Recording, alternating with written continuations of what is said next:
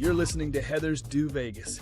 Join your go-to gal for all things celebrity gossip, reality TV reviews, fashion tips, and of course, all of the inside scoop on Sin City.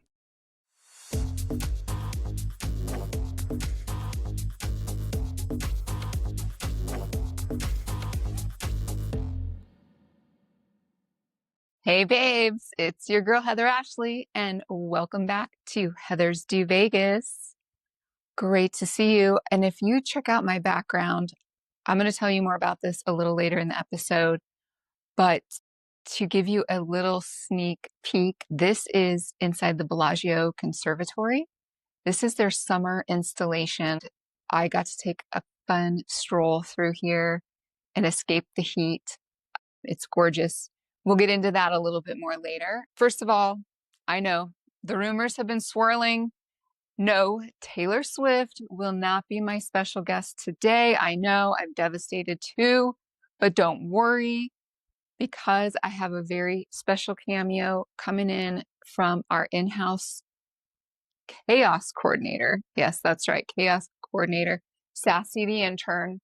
She's my pug. She's kind of currently asleep on the job, but she's going to be coming in and making an appearance later. So hang tight, folks. I do have a very important question for the audience. Please, with a raise of hands, who here thinks Janet is a full-on Karen? Yes, that's right. I have two hands up. Janet is a full-on Karen. Thank you. Because, honestly, that was the best moment of the Valley reunion. Watching her go from 0 to HOA board president in under 10 seconds. No better television than that, folks. Chef's kiss on that one. Okay, let's do some pop culture rundown. Headlines before I spiral into the full Bravo deep dive. First up, Larsa Pippen. Girl, we need an intervention. The filler. The angles, I'm concerned. At this point, she's like a filter on Instagram, except we can see her in 4K. Yikes. More on the Miami Housewives later, but that is not how you want to make headlines. No, you heard it here. Next up, TMZ reporting that Aubrey Plaza, who you remember was in White Lotus, the one where they were in Italy. Aubrey Plaza is set to play the infamous Hollywood Madam Heidi Fleiss from the late 80s. And I live for the messy Hollywood history. So sign me up. I cannot wait for this. Woo. All right. And some seasonal chaos news. Summerween. Talked about Summerween in a previous episode. And I know y'all thought I was kind of crazy. I'm spending too much time on TikTok. No. Summerween is not just in home goods. It is, when you've reached mainstream. Bath & Body Works has officially put their entire collection of Summerween products right at the front door. I mean, they have pink vampire-shaped candle holders in August. Don't judge me. I didn't buy anything. I'm only reporting. VPR news. Okay, Vanderpump fans, brace yourself. It is coming. New season. I saw the new cast, or I guess maybe it's I'm just say alleged new cast. I don't know how accurate this reporting was of the new cast, certified cuties, lots of girls. It seemed like heavy on the ladies, not as many boys, but maybe I lost count. Either way, I'm watching. I'm there. We're gonna be talking about it. Don't you worry that. Okay, let's go full circle back to the Valley reunion part 3. First, let's get this out of the way. Rumor mill says Schwartz is going to make a comeback. I don't know if we need, but I feel like it's inevitable. I want to see a new version of him. I want to see a new version of Lala. I want to see a new version of Sheena and Brock, if in fact they're going to be full-on players in the Valley. We need to see something new out of these people, right? Okay, so back to the reunion. And then the big T. Okay, did Janet hook up with Jax before she was with Jason? I need, Sassy the intern, she can only do so much with her paws on the keyboard and the Googling, voice recognition. It's tough. If you are a sleuth out there, please do some investigative work for your girl, Heather Ashley, because I would like to know. If you do remember, I think right in part 1, Jax was telling Janet how good she looked. Because she slimmed down since the baby. She was showing all kind of cleavage and side boob and all of that. All the goodies were hanging out. Maybe they did hook up. I'd like a confirmation on that. And Andy Cohen, you guys, he was really in full-on daddy mode for this reunion. I loved how he just was shutting people down. He needs to do more of that during these reunions, quite frankly. Like, he'll have his little moments here and there with different casts, but he just was really on point, I felt, for these 3 parts. My favorite was when he checked Jesse for bringing his girlfriend to Michelle's Zen party and just starting out an all-out war. I mean, Jesse, babe, read the room. Also, Kristen's man, Luke, did you catch this? He's 8 years younger than her. I mean, I'm okay with that. I think they work.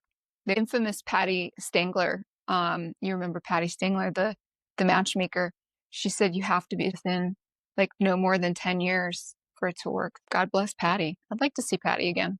I'd like to see Patty come in the valley and do like a little cameo, start setting up Jesse. Oh, that'd be, what would I give for that? Oh my gosh, could you imagine Patty doing like one-on-one dating counseling for Jesse? What I wouldn't give for that.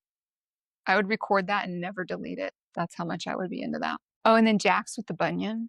God, that man. All right, let's move on to our Miami Housewives. These ladies, they're in Sevilla.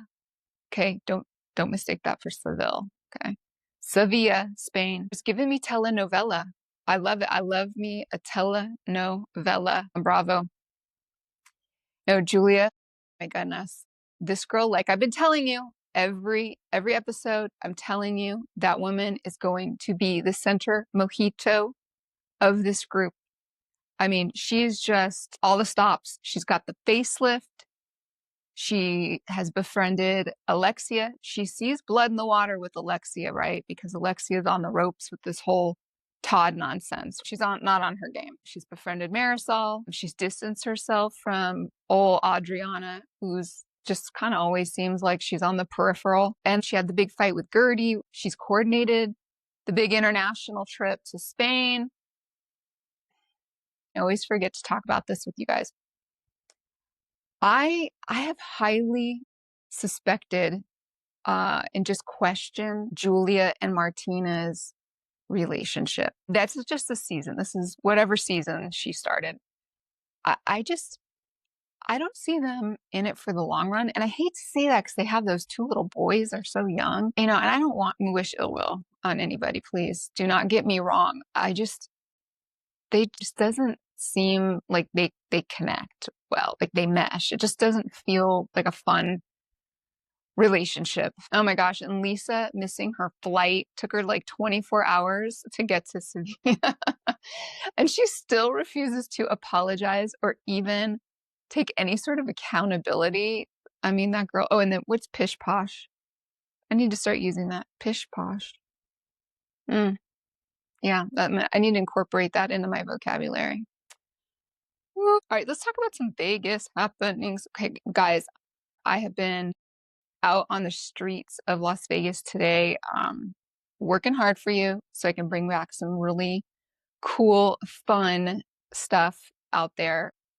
I want to talk about other TV. Okay, remember last episode, you guys, I talked about that show on Netflix called Hunting Wives. In about a week's time, I have completed season 1, which is like 8 episodes. Let me give you this little summary here. All right. So this show just serves up all of the 7 deadly sins, plus a few they forgot to name. I'm telling you.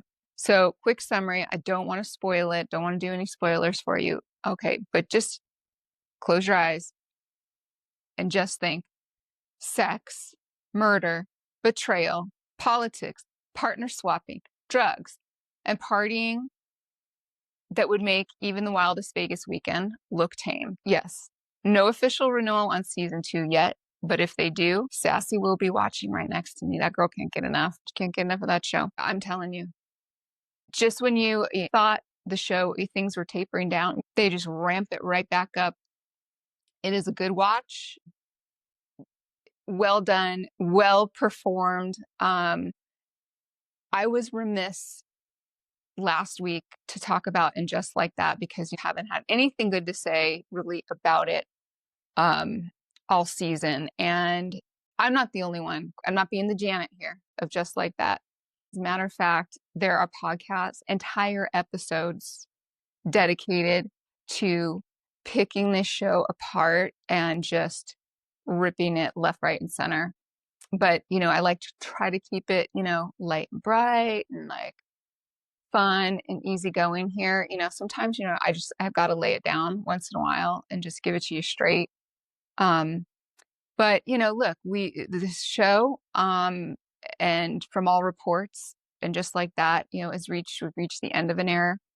I mean, our fave gal pals, they're hanging up the couture, kicking off their Manolos for the last time. My parting thoughts, I can safely say that we're all glad to see the series come to life, and pick up 20-something years after Sex and the City. But we really needed this series to reflect, I think, more of the writing and the hijinks of the OG show. Honestly, it felt like every episode had a different writer, a different director. I think they always do have a different director, but a different writer. And the worst part is that these writers, I don't think they even watched the original episodes. There just was so much contradiction, so much lapse in the stories. I think you found yourself saying, no, Charlotte would never do that. Miranda would never do that. That's not what happened in Sex and the City season 3, episode 2, 15 minutes in. We want to see this show go into a time capsule.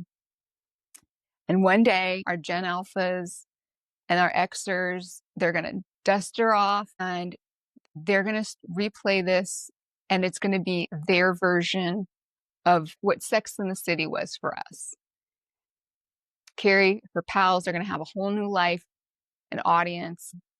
If they were to keep this show on, I would say Sassy, the intern, could probably write some better episodes. Here's some fun little Vegas tips and happenings going on.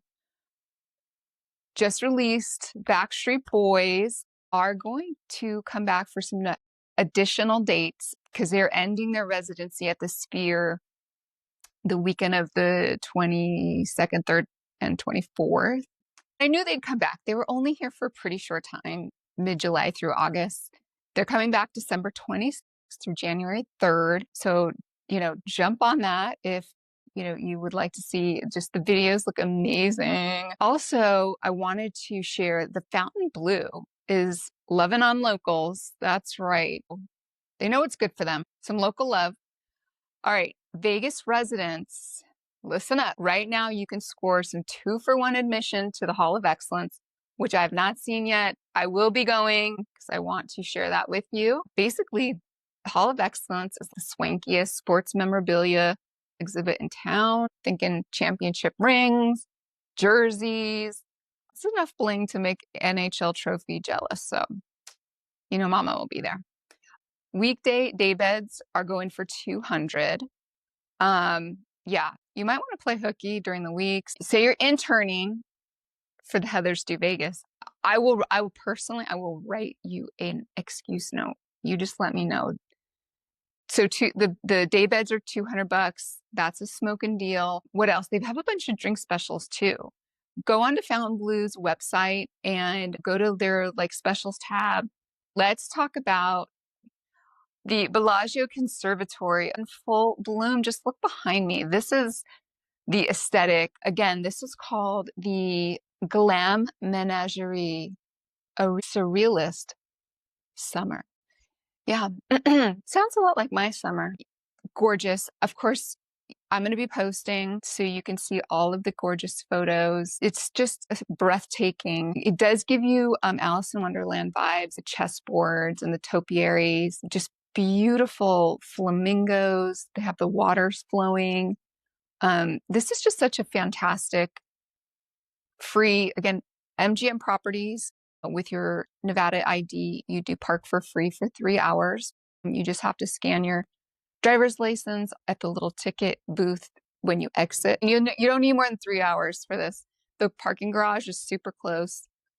You pop in and self-tour your way around this gorgeous exhibit. And of course, you got to pop into the retail store that is right next to the botanical garden. They theme their merchandise to what's going on with the garden and the theme within the garden. So there are lots of tea. If you were into tea sets, I'm telling you, this is where you need to go. And I did get some video footage of that. Be sure to check that out. Just the most gorgeous stuff ever. Oh, love it, love it. I also popped over to the Boulevard Mall, is kind of what they're calling this. Boulevard being spelled BLVD, abbreviated for the word boulevard. And this is on the Las Vegas Strip. It is right across from Park MGM. So I actually parked at Park MGM, walked through, because the parking at the Boulevard, sketchy. I'll get to that in a second. So walked through Park MGM and then hopped across the street, walked the Strip for the first time in a long time. And which is always, it's an adventure on its own. I wasn't hating it. And you get your steps in. So they have a few retail, most notably Pandora, Abercrombie and Fitch. What else? Oh, a Lululemon, a big gigantic ABC store, some other like donut thing, not open yet. They do have a bunch of vacant space. I'm going to tell you, they have a lot of vacant space in there with no signage. So what that signifies is they are long way from securing tenants. What they tout is their rooftop overlook, is what they call it, this overlook. And they have escalators that go upstairs. It's a huge, the way they designed it is that they have events up there. I saw some video on events when they first opened, but I think it's just way too hot to do anything up there right now. Right on the Strip of City Center, feels like an arm's length away. It's super close. And, it's a great place for, especially at night. I don't think they have any issues. I don't know when they close those escalators. It didn't really have any operating hours, but getting nighttime shots up there are just got to be amazing. So go and check it out.